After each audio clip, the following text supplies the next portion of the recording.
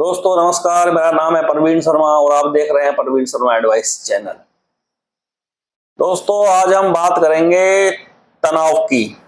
तनाव, टेंशन, इसकी बात करेंगे दोस्तों। डिप्रेशन।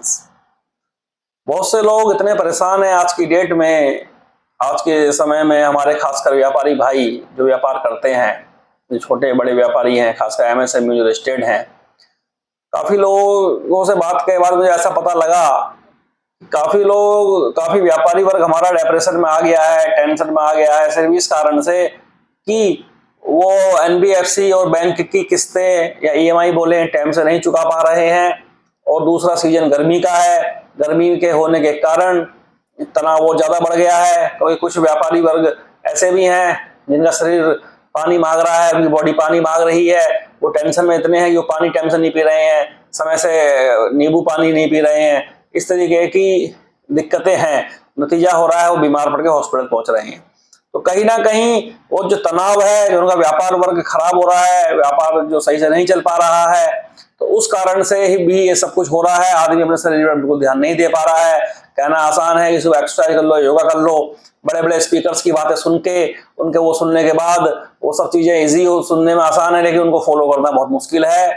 तो सबसे पहली बात तो यह है, अभी अभी मुझे ऐसा भी लगता है कि जब सरकार अब 4 तारीख को जब हमारा इलेक्शन समाप्त हो जाएंगे और हमारे प्रधानमंत्री जी सरकार का गठन होगा, अभी कौन सी सरकार बनी है, तो मुझे लगता है 4 तारीख के बाद पहले तो डीजल बढ़ जाएगा, जहां तक मुझे लग रहा है। तो सरकार से तो मेरा बहुत निवेदन है, हाथ जोड़ के। ट्रांसपोर्टेशन लाइन का पहले दिक्कत है बहुत ज्यादा, जब डीजल बढ़ेगा तो हर चीज महंगाई बढ़ेगी, व्यापारी वर्ग पहले ही परेशान है, और आपने अगर डीजल के पैसे बढ़ा दिए तो बहुत दिक्कत हो जाएगी। और गैस का जो सिलेंडर है वो भी बहुत महंगा है, पहले तो उसको सस्ता करें, और डीजल को भी सस्ता करें, पेट्रोल को भी सस्ता करें, सीएनजी को भी सस्ता करें। अगर आप ये सब नहीं कर सकते तो आपसे हाथ जोड़ के विनती है, कम से कम उसको बढ़ाएं ना, घटा भले ही दें, जितना भी कर सकते हो घटा, तो जरूर घटाना तो जरूर है ही है, लेकिन ना घटाएं। आपकी इच्छा नहीं है सरकार बनने के बाद, तो फिर आपकी इच्छा है ना 5 साल तक जो भी करेंगे हम लोग, तो फिर सब आपके गुलाम बन जाएंगे उसके बाद, चाहे सरकार जिसकी भी आए। मैं ये नहीं कह रहा हूं कि बीजेपी की आएगी, कांग्रेस की आएगी, गठबंधन जो भी आएगा वो भगवान जानता होगा। जिसकी भी सरकार आए उस सरकार से ये निवेदन है कि डीजल पे पैसा ना बढ़ाए, और टोल टैक्स जो फास्ट टैग इतने ज्यादा बढ़ा दिए हैं, ऑलरेडी बहुत ज्यादा बढ़ा दिए हैं। 7-800 के टोल कट जा रहे हैं 60-60, 70-70 किलोमीटर के अंदर। मतलब बताओ, छोटी बात नहीं होती है ये। टोलों के पैसे, रोड अच्छी पड़ गई है मानते हैं, लेकिन टोल इतने ज्यादा नहीं होने चाहिए, फिर भी इतना टोल का पैसा बहुत ज्यादा है ये। अगर इससे आप कम भी लोगे तब भी प्रॉफिट में है फास्टैग वाले ही, खासकर वो फास्टैग जो हाईवे पे लगे, नेशनल हाईवे पर। तो सरकार से मेरा निवेदन है, एक तो 100 किलोमीटर के बीच में फास्टैग लगाएं, एक टोल के बाद दूसरा टोल 100 किलोमीटर से पहले होना नहीं चाहिए, कम से कम 100 और उससे कम 80, इससे तो कम होना ही नहीं चाहिए। और 70 मैंने देखा है 40, 50, 60 किलोमीटर पर से भी पहले टोल आ जाते हैं बार बार। अगर दूरियां कम है टोलों की तो उनके अमाउंट कम होनी चाहिए। अगर 60 किलोमीटर पर टोल लगा दिया ना, 50 पे लगा दिया, तो जब 700 का टोल काटते हो बड़ी गाड़ी का, 400 का काटते हो किसी गाड़ी का, तो 400 वाली गाड़ी का 200 होना चाहिए, 700 वाली 350 होना चाहिए। तो ऐसा कर लो, कहीं तो राहत दो जनता को। अब आप लोग कहीं राहत जनता को नहीं दोगे तो क्या नतीजा निकलेगा इसका? लोग बैंक क्रैप्ट हो जाएंगे, लोगों को दिवाली निकल जाएंगे, बिजनेस बंद हो जाएंगे, फिर इसका नतीजा ये भी तो निकलेगा। कुछ अर्थशास्त्र लगाओ, शास्त्र के अनुसार सोचो ना, दिमाग से सोचो तो एक बार, जरा हिसाब किताब जोड़ के कि जो हम कर रहे हैं, अगर भाई सीधी सी बात है, ट्रांसपोर्टेशन वाले व्यक्ति को बहुत ज्यादा पैसा तो बचता नहीं है, तो जब तेल बचेगा बढ़ेगा तो कुछ ना कुछ भाड़ा बढ़ाना पड़ेगा। रीजन उसका यह है कि तेल के पैसे तो बढ़ेंगे ही, फास्टैग बढ़ेंगे, जब ये सब चीजें बढ़ेंगी, जब फैक्ट्रियां हर चीज को रेट बढ़ा के देंगी, तो पीछे जो है वो अपना माल महंगा बेचेंगी फिर।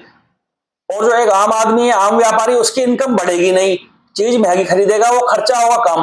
कहने का मतलब यह है कि 1 लाख रुपए कमाने में तो उसकी हालत खराब हो जाएगी, और खर्चा करने में 1 लाख रुपया उसको सेकंड भी नहीं लगेगा। और हकीकत बात है ये, अगर मैं झूठ कर रहा हूं तो बता देना, कोई भी व्यापारी वर्ग से इस बात को पूछ लें आप जाकर के कि कमाने में 1 लाख रुपए या 2 लाख रुपए कितनी मेहनत लगती है, और खर्च करने में मुझे लगता है 1-2 लाख रुपए में सैलरी बांट दी, ड्राइवर उसको दे दिया, ऐसे खत्म हो जाते हैं 2 सेकंड के अंदर।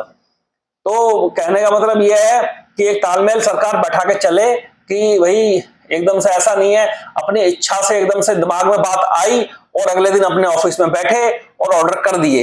ऐसा होना गलत है। कोई भी फैसला लेने से पहले सरकार सोचे विचारे उसके बाद फैसला ले। हाँ, अगर फैसला किस काम में जल्दी लिया जा सकता है, अगर कोई बहुत बड़ा डॉन है, बदमाश है, गुंडा है, या किसी व्यक्ति ने किसी बच्ची के साथ या किसी महिला के साथ छेड़खानी करी है, या रेप जैसा गलत काम करा है, या किसी शरीफ आदमी का मर्डर करा है, ऐसे आदमी को सरकार बिल्कुल देर ना करे, ऐसे आदमी तुरंत एक्शन ले ले, उनका एनकाउंटर उसी टाइम करवा दे। इसमें किसी पब्लिक के आदमी को, किसी शरीफ आदमी को दिक्कत नहीं होगी। और सरकार ने तो ऐसा करा भी, ये काम बहुत अच्छा करा है, इसमें डिसीजन बहुत जल्दी ले।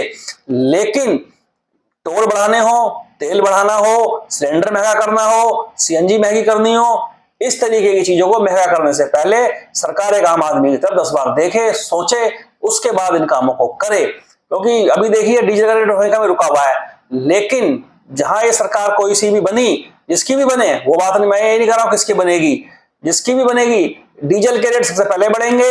जो अभी 2 रुपए इन्होंने कम करे हैं और सीधे 4-5 रुपए बढ़ा देंगे, वो पूर्ति पीछे की कर लेंगे। और सिलेंडर ऑलरेडी आम आदमी पकड़ से पहली बार जा चुका है। मोदी जी ने उज्ज्वला योजना चलाई है, तो योजना का फायदा लोग तभी ले पाएंगे जब थोड़ा सिलेंडर का रेट डाउन होगा।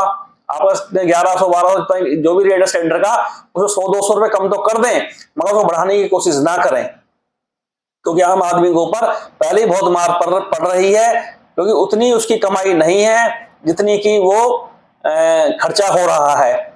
स्टाफ की सैलरी देना भी आजकल व्यापारी वर्ग को भारी काम पड़ गया है, क्योंकि इतनी इनकम नहीं है। सैलरी भी स्टाफ की कम करनी पड़ रही है, स्टाफ की सैलरी भी आधी कर दी गई है। जब जो नौकरी करने वाले बंदे हैं उनकी सैलरियां भी आधी हो जाएंगी, तो उनके लिए पैसा कमाना फिर भारी काम हो जाएगा, और वो खर्चा उनका भी सही से नहीं चल पाएगा। और जब व्यापारी जो मालिक है कंपनी का, या किसी भी ट्रांसपोर्ट कंपनी का मालिक है, जैसे मैं ट्रांसपोर्ट कंपनी है मेरे पास छोटी सी एक, तो इस तरीके के जो व्यापारी हैं, जब उनको फायदा ही नहीं होगा तो वो खुद ही परेशान होंगे, तो वो स्टाफ को क्या देंगे और क्या किसको दें, सबको सरकार ले लेती है। टैक्स इतने महंगे हो गए हैं, बीमे इतने महंगे हो गए हैं, हर चीज तो महंगी हो गई है, हर वर्ग हर चीज का यही हिसाब है। कपड़े पे टैक्स लगा दिया, इस पे, तो ये सब चीजों को थोड़ा कंट्रोल सरकार करे। जब तक इन चीजों का कंट्रोल नहीं होगा, तब तक देश में उन्नति नहीं होगी। ये ऐसा ना हो कि हमारा देश भी इस तरीके से लगातार व्यापारी वर्ग परेशान होता चले जाए, और फिर यहाँ भी वही पाकिस्तान जैसी नौबत आ जाए, दिक्कतें खड़ी हो जाए हर आदमी के सामने, लोग बैंकक्रप्ट हो जाएं, दिवालिया हो जाएं। उससे पहले सरकार कुछ करे, और व्यापारी वर्ग के लिए खासकर मैं बोलूंगा करे। और व्यापारी वर्ग से ही मेरा निवेदन है, गर्मी बहुत ज्यादा है, 50-55 तक का तापमान कहीं कहीं पहुंच जा रहा है, तो आप लोग अपना पानी वगैरह की मात्रा शरीर में पूरी रखें, टेंशन तनाव कम लें। तो टेंशन तनाव ज्यादा अगर आप लोगे तो ऐसे गर्मी के मौसम में दिक्कतें ज्यादा बढ़ेंगी, और बहुत ज्यादा बढ़ेंगी। क्योंकि आप ये ना समझें कि जाड़ों में ही ब्रेन हेमरेज होता है, इस गर्मी के मौसम में भी ब्रेन हेमरेज हो रहा है लोगों को, और लोगों की मृत्यु हो रही है।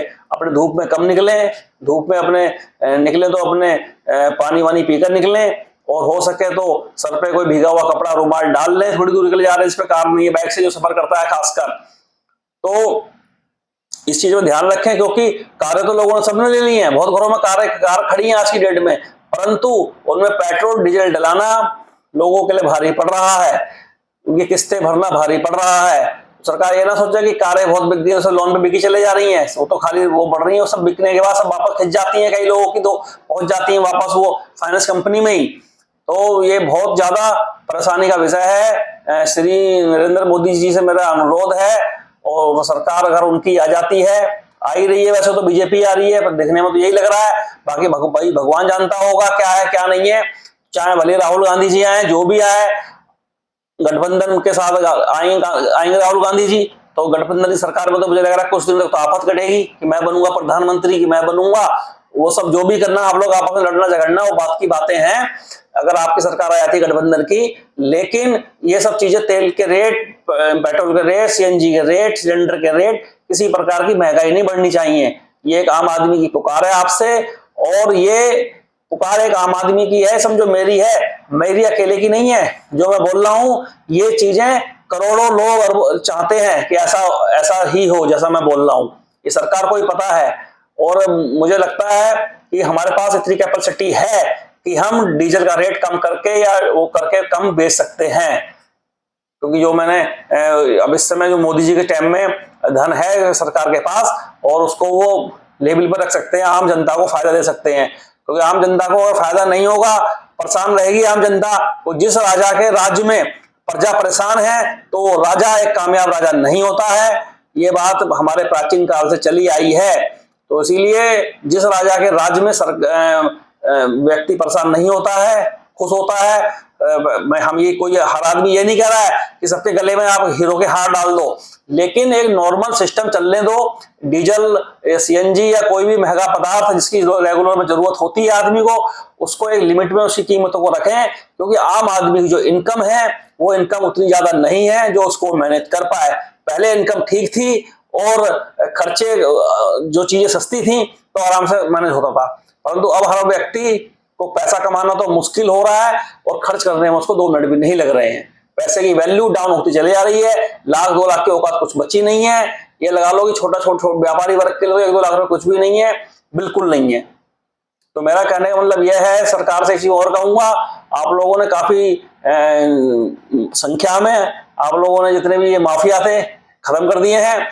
आप जो है व्यापारी वर्ग का पीछा छोड़ें, उनकी 100-100, 200, 500 के चक्कर में 2-4 करोड़ का किसी ट्रांजैक्शन ऊपर नीचे हो गया तो उनके पीछे ईडी लग जा रही है। इनकम टैक्स वाले आकर उनके लैपटॉप उठा के ले जा रहे हैं, उनके मोबाइल ले जा रहे हैं। ये तरीका तो गलत है ना। व्यापारी वर्ग से दबाव में है, टेंशन में है, काम नहीं कर पा रहा है अपने, वो उसको ये डर लगाता है पर किस समय पर आके ईडी वाले हमारे छापा मार देंगे। तो अब हो इतने सारे ट्रांजैक्शन है, आज पक्के के ट्रांजैक्शन है आज के हर डेट में, फोन पे, पेटीएम, ये वो, एनएफटी, आरटीजीएस, आईएमपीएस। तो आदमी कितना ध्यान रखेगा, कितना सीए मेंटेन करेगा, उसमें मिस्टेक होना स्वाभाविक सी बात है। तो उस मिस्टेक को क्रिटिकल ना बनाते हुए उसको एक नॉर्मल बात में लें। ऐसा ना हो कि उस मिस्टेक को आप क्रिटिकल बना देते हो और एकदम बैठा देते हो। पीछे पड़ना है तो इन माफियाओं के पढ़ो, इन गुंडों के पढ़ो, फास्टैग के रेट कम करने के पीछे पढ़ो, डीजल के रेट कम करने के पीछे पढ़ो, सीएनजी के रेट कम करने के पीछे पढ़ो, सिलेंडर के रेट कम करने के पीछे पढ़ो, अच्छे कामों के पीछे पढ़ो, अच्छी बात है। और लेकिन फालतू मतलब व्यापारी वर्ग या शरीफ आदमी को परेशान करना, वो सब चीज अच्छी नहीं है। कोई भी सरकार हो, जो भी हो, जैसे कि बीजेपी सरकार ने कुछ काम बहुत अच्छे करे हैं, जैसे कि माफियाओं को खत्म कर दिया, वो काम अच्छे करे हैं, लेकिन इसके अलावा और भी काम अच्छे करने की जरूरत अभी है। अभी बहुत सारे काम ऐसे हैं जिसके लिए करना पड़ेगा आपको। अच्छा, ठीक है ना। तो बाकी सरकार को सब पता ही है, मैं इनको क्या समझाऊंगा। मैं तो एक आम आदमी की आवाज हूं जो सबको पहुंचाने की कोशिश कर रहा हूं। क्या पता मेरे ही इसी वीडियो से वायरल होके सरकार के पास पहुंच जाए और सरकार को लगे कि हाँ भाई एक आम आदमी ने ये वीडियो बनाई है और ये वीडियो सही है और ये ऐसा हो रहा है। क्योंकि जब तक हम सरकार के आगे रोएंगे नहीं, अपनी परेशानियां रखेंगे नहीं, तब तो सरकार उसको हल कैसे करेगी। सरकार को समझे सब ठीक ठाक चल रहा है, लेकिन मैं आपको बता दूं, श्री नरेंद्र मोदी जी और श्री अमित शाह जी, जो भी हमारे बड़े नेता हैं, योगी जी, श्री नितिन गडकरी जी, जो हमारे ट्रांसपोर्ट मंत्री हैं, हमारा ट्रांसपोर्ट काम भी है, बहुत दिक्कतें हैं। टोल टैक्स पर अंकुश लगाएं आप, और बिल्कुल लगाएं। और जो फिटनेस के सेंटर ये प्राइवेट करवा दिए हैं जगह जगह पर, इनकी रोक लगाएं। और बैंक, एनबीएफसी कंपनी वालों को ऊपर रोक लगाएं। इन लोगों ने जो आम आदमी जीना हराम कर रखा है, पागल कुत्तों की तरह ये लोग आम आदमी को भोंकते हैं। एक ईएमआई अगर 2 ईएमआई बाउंस उनकी हो जाए और 3-4 हो गई, फिर तो समझो उसको ऐसा ये लोग कर देते हैं जैसे कि उसने कोई 302 का मुकदमा या मर्डर कर दिया है उसने, तो बस इस तरीके से उसको अपराधी घोषित कर देते हैं ये लोग। सरकार घोषित नहीं करती है, ना करता है हमारे कोर्ट, ना जज साहब करते हैं, ये लोग कर देते हैं उसको। तो इन लोगों पर भी थोड़ी सी, जो हमारे फाइनेंस मिनिस्टर हैं, इनके ऊपर आरबीआई से मिलकर के इनके ऊपर गाइडलाइंस बनाए, क्योंकि जो भी गाइडलाइंस आरबीआई बना रही है उसको ये फॉलो नहीं कर रहे हैं। आरबीआई को ये कुछ समझते नहीं है। जब आरबीआई चाहे तो इनका पता नहीं क्या क्या कर दे, इनके लाइसेंस तक कैंसिल कर सकती है। और सरकार चाहे तो नहीं, एक दिन का जेल में घुसेड़ देगी। इन पागल कुत्तों के चक्कर में काफी लोग आत्महत्या कर चुके हैं। तो मेरा सरकार से निवेदन है, कई सारी चीजों पर ध्यान देने की जरूरत है। सरकार बनते ही नरेंद्र मोदी जी आपकी, और आप इन बातों पर तुरंत से तत्काल से ध्यान दें, एकदम से बिल्कुल ध्यान दें। इन पर ध्यान आपको देना पड़ेगा, क्योंकि एक चीज तो यह है, जिसके पास जमीन है, चलो जमीन बेच के पैसे ले लेगा, सब कर लेगा, कुछ तो उसके पास है। कुछ लोग हमारे देश में ऐसे भी हैं जिनके पास ना ढंग की नौकरी है और ना उनके पास जमीन है, तो वो तो बेचारे बहुत ज्यादा पीड़ित हो गए ना। उन पे हमें ध्यान देना पड़ेगा सरकार को हमारी। उनके पास कोई व्यापार है ना कुछ है। और बैंक, एनबीएफसी कंपनियों के ऊपर बहुत अच्छे तरीके से रोक लगानी पड़ेगी। अगर किसी की जेन्युइन स्थिति बिगड़ गई है, वास्तव में ही वो बंदा परेशान है, उसकी लीगल स्थिति खराब है, उसके बाद वास्तव में पैसा नहीं है, पैसा है तो पैसा दे दो इनका दोस्तों, नहीं है वास्तव में आपका, तो सरकार से निवेदन करो इस बात का कि भाई हमारी मदद करें।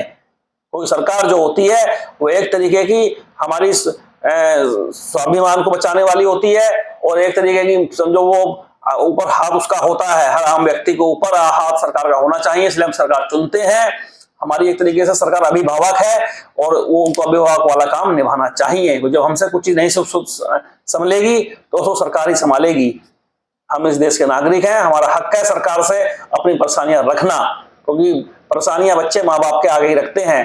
तो सरकार जो है पूरे देश की एक तरीके से माँ बाप होती है, और वो हर आदमी की बात सुनना सरकार का फर्ज है, और उसका निवारण करना भी सरकार का फर्ज है। तो जो एक जैसी चीजें बहुत सारी देश में हो रही हो तो उन चीजों को रोका जाना चाहिए। जैसे कि पहले दहेज प्रथा के मुकदमे लगातार आते थे, लगातार ये परेशानियां आ रही थी, तो सरकार को लगा एक मीटिंग इमीडिएटली बैठनी चाहिए, और इस मीटिंग को बैठाल के फिर हमको जो है इस पे तुरंत एक्शन लेना चाहिए, क्योंकि एक साल के अंदर हजारों की संख्या में ऐसे मुकदमे आ रहे हैं। उसका मतलब क्या है, ये परेशानी ज्यादा चल रही है। तो ऐसे ही सरकार एनबीएफसी बैंक के जो ये रिकवरी एजेंट होते हैं, जो प्राइवेट तरीके से हैं, जिनको ये लोग बैंक वाले अपना आदमी मानते भी नहीं है, तो इन लोगों पे नकेल कसे, क्योंकि ये मामला भी लगातार बढ़ रहा है। इस पर भी एक बार कानून बनने की जरूरत है। या तो सरकार ये कह दे कि लोन लेना अपराध की पद्धति में आता है, अपराध की श्रेणी में आता है, तो कोई बात नहीं है, तो आदमी लोन लेगा ही नहीं, डरेगा फिर भैया लेने से पहले वो अपराध हो जाए कर रहा हूं मैं तो, ठीक है। तो या तो ये कहते कि भी इसको ठीक है अपराध में माना जाएगा इस चीज को। अगर अपराध में नहीं है और जेन्युइन स्थिति किसी की खराब है, जेन्युइन अनजेन्युइन बात मैं नहीं कर रहा हूँ, वो तो उन लोगों को संग तो सरकार जो भी करे लेकिन वास्तव में 99% लोग जेन्युइन वाले ही हैं, 1-2% लोग ही हैं जिनकी इंटेंशन खराब है। तो ठीक है दोस्तों, इस वीडियो को लाइक सब्सक्राइब कर दें, आगे भेज दें। सरकार तक ये वीडियो पहुंचना का बहुत जरूरी है ताकि हम लोगों को कुछ राहत मिल सके। नमस्कार दोस्तों।